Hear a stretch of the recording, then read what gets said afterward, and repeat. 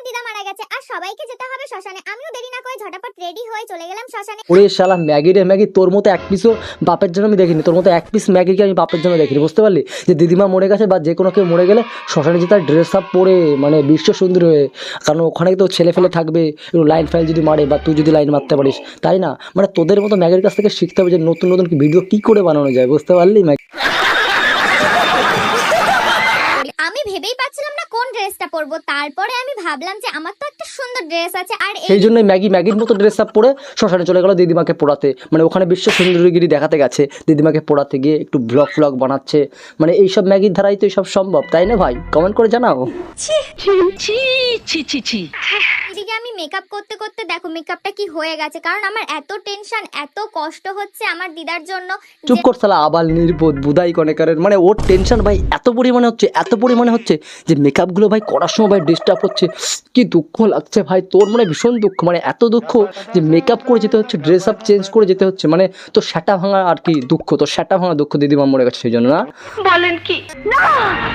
দিদাকে না নিয়ে চলে যাই, কারণ আমার সাজতে সাজতেই তো অনেকক্ষণ লেগে যাচ্ছে। তাও আমি একটু ভাবলাম যেমন তেমন করে যাই না। উড়িয়ে আমার বুদাই রে, এ নাকি ভাই যেমন তেমন করে সাজছে, ভাই মানা যায় এ নাকি যেমন তেমন, মানে মেকআপ করছে তারপরে ওখানে ভাই আটা ময়দা মাখছে, এটা আবার যেমন তেমন করে সাজা হচ্ছে। তোর কোন ডাক্তারে দেখে রে? তোর কোন ডাক্তারে করে বলতো? তোকে দেখে কোন ডাক্তারে? ওই গরুর ডাক্তারে দেখে তোকে, হ্যাঁ, নাকি ছাগলের ডাক্তারে দেখে? একটু বলিস তো ভাই, কমেন্ট করে তো জানাস কিন্তু। মনে হয় তোর একটা সমস্যা আছে, ছাগল গরুর ডাক্তারে মনে হয় তোকে দেখে, ওর জন্য তুই এরকমভাবে কথাবার্তা বলছিস, বুঝলে? ঠিক বলেছো। লাস্টে আমি সেন্টটা মারতেই ভুলে গেছি আর সেন্টটা দিয়ে আমি ফিনিশিং করে দিলাম। দেখো কেমন একটু পরি পরি লাগছে না আমাকে? না দেখ আরে হ্যাঁ মামুনি, তোমাকে তো একদম শ্যাটা ভাঙা লাগছে, মানে নাকের সেন্টটা মারার পরে শরীরে তোমাকে শ্যাটা ভাঙা লাগছে। তুমি নাকের সেন্ট পরে শ্মশানে যাবে, দিদিমাকে পড়াবে, তারপরে গিয়ে এরকম করবে, ছেলেদের সামনে এরকম করবে, দেখবে ছেলেরা এসে বুকে জড়িয়ে করে চুমু খাবে বুকে, ঠিক আছে মামুনি? আমি শ্মশানে চলে এলাম আর সবার মাঝখানে ভিডিও করতে কেমন একটা লাগে বোঝোই তো তোমরা, সেই জন্য আর কারোর সামনে ভিডিওটা করলাম না। কি আমার আবার রে ভাই, একে সত্যি না ভাই গরুর ডাক্তারে দেখে, বুঝতে পারলে? এর জন্যই বলছে ভিডিও বানায়। আরে ভাই এটা ভিডিও না তো কি রে? ওরে আবার ওটা ভিডিও না তো কি ভাই? তোর শ্রাদ্ধ, তোর পিন্ডি ওটা নাকি? হ্যাঁ, ওটা ভিডিও না তোর পিন্ডি? হ্যাঁ, साले को बम से उड़ा दूंगा एक बार हाथ में आ जाए तो। সেখানে কিন্তু শেষ না, এইবার দেখলাম ভাই আমরা শ্মশানের ব্লগ, এবার দেখবো ভাই শ্রাদ্ধ বাড়ির ব্লগ।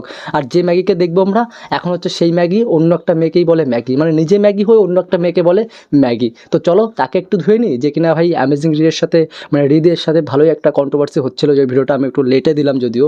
তো চলো দেখতে থাকো। এইটা তুমি ঠিক কইছো দিদি, যে আমি সবার গুরুমা, এখন লোকজন আমার যখন তখন পা চাটতে চলে আসতেছে। আমার শ্রাদ্ধর ম্যাগি, তুমি এক কাজ করো, মেয়ে হয়ে মেয়েদেরকে না চাটিয়ে তুমি তোমার বয়ফ্রেন্ডকে গিয়ে বলো যে আমাকে একটু পা থেকে ওপর পর্যন্ত মাথা পর্যন্ত একটু চেটে দিতে, তাহলে দেখবে তোমার গায়ের মানে নোংরাগুলো পরিষ্কার হবে, আবার মজাও পাবে, মানে খুব মজা পাবে। বলো কিন্তু বয়ফ্রেন্ডকে কিন্তু অবশ্যই বলো নিচে থেকে ওপর পর্যন্ত সব জায়গা করে চেটে দিতে, তাহলে পরিষ্কারও হবে, মজাও পাবে। আমার এই ম্যাগিগুলো নিয়ে কোনো আরে ভাই তুইও তো একটা মেয়ে, তাহলে মেয়ে হয়ে একটা মেয়েকে কি করে তুই ম্যাগি বলতে পারিস? তার মানে তো টিপিল ম্যাগি, তাই না? তাই বলতে চাচ্ছিস তো, তুই নিজেকে বলতে পারছিস না, ওর জন্য অ্যামেজিং রি বা অন্য কাউকে বলছিস, তাই না?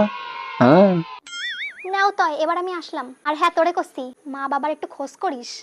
আরে ম্যাগি মা বাবার খোঁজ তো সবাই রাখে, কিন্তু তুই জানা একটু দিদিমার একটু শ্রাদ্ধ খেয়ে হায়, নইলে তো তোর পেটের ভাত হজম হবে না। যা। তো সকাল সকাল আমরা সবাই রেডি হয়ে গেছি, তো চলো এবার যাওয়া যাক শ্রাদ্ধ অনুষ্ঠানে। তো এনারা হচ্ছে আমার দাদা আর ঠাম্মি, আর আমার লুক তো অলরেডি তোমরা দেখেই নিয়েছো। তো টোটোও চলে ও ভাই রাশিয়ার থেকে উপরের লেভেলের একটা ভাই তোমার লুক, বুঝতে পারলে? তোমার লুক দেখার পরে না আমার মনে হচ্ছে ছাগল দিয়ে একটু করে চাটিয়ে নিয়ে আসি, তাহলেই বেস্ট হবে।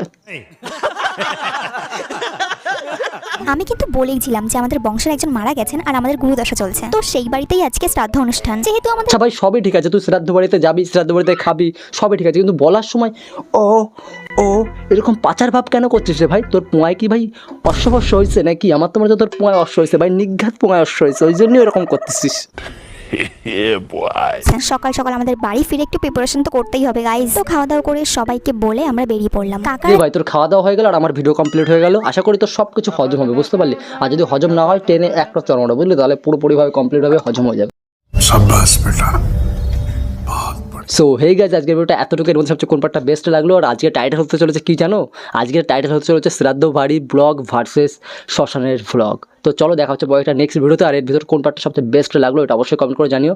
তো চলো দেখা হচ্ছে পরে একটা নেক্সট ভিডিওতে, ততক্ষণের জন্য বাই।